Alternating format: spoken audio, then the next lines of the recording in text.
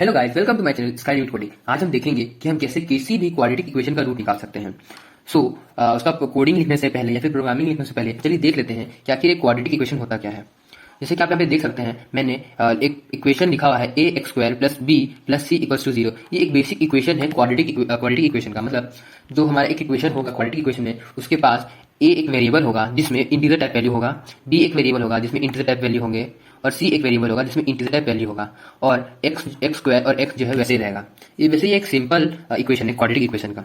अगर हमें इसी क्वाड्रेटिक इक्वेशन को यूज करते हुए अगर रूट निकालना है, मतलब एक्स का वैल्यू निकालना है, तो उसके लिए हमें पहले डिटर्मिनेंट निकालना पड़ेगा।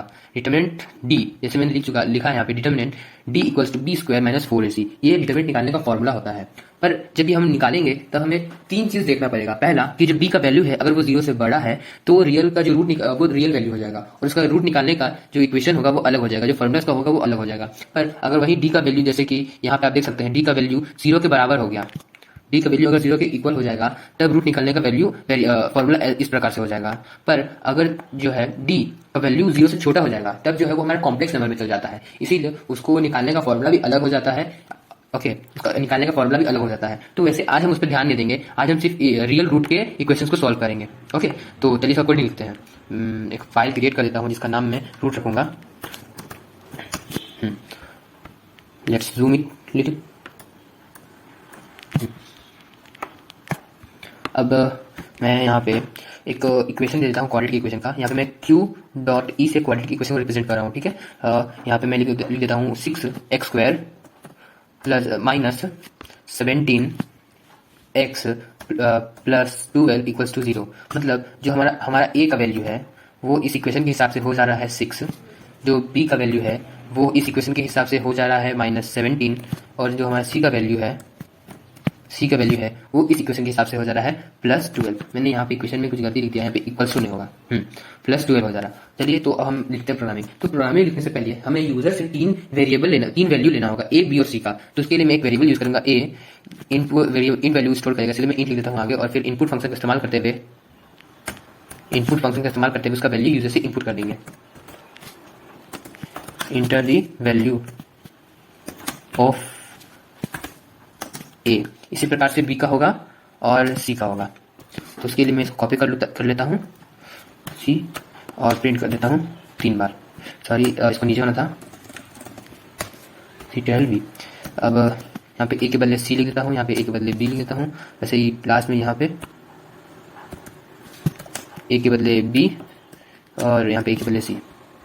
अब हमें क्या करना है, इसका डिटर्मिनेंट निकालना पड़ेगा, मतलब डी। तो हम देख चुके हैं डी का जो फॉर्मूला होता है वो होता है D equals to B square. मतलब बी को हमें 2 बार मल्टीप्लाई करना होगा खुद उसी से, उसके बाद हमें उसको डिवाइड करना पड़ेगा, माइनस करना पड़ेगा 4 इंटू ए इंटू सी से।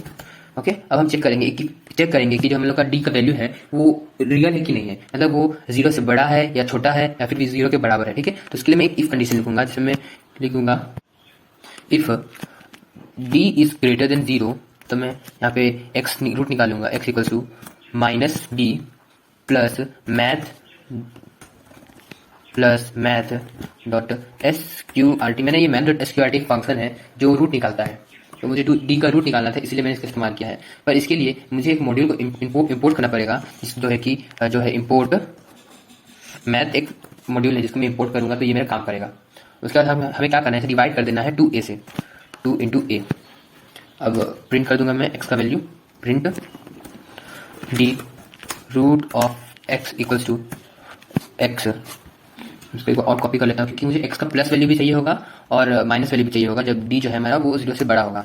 फिर मैं प्रिंट कर दूंगा, यहाँ पे बस प्लस के बदले माइनस कर दूंगा, और फिर प्रिंट कर दूंगा print D root of x equals to x।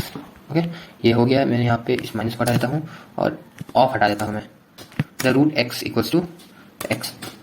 अब एक और मैं एलिफ कंडीशन लिखूंगा, यहाँ पे मैं एक कंडीशन दे दूंगा, जब जो है हमारा d इक्वल्स टू 0 हो जाएगा, 0 के वो बराबर हो जाएगा, तब हमारा x का वैल्यू जो रूट होगा वो क्या आएगा। तो सिंपल है, उसके लिए मैं लिखूंगा x equals to minus b divided by again 2 into a, और फिर इसको प्रिंट कर दूंगा, प्रिंट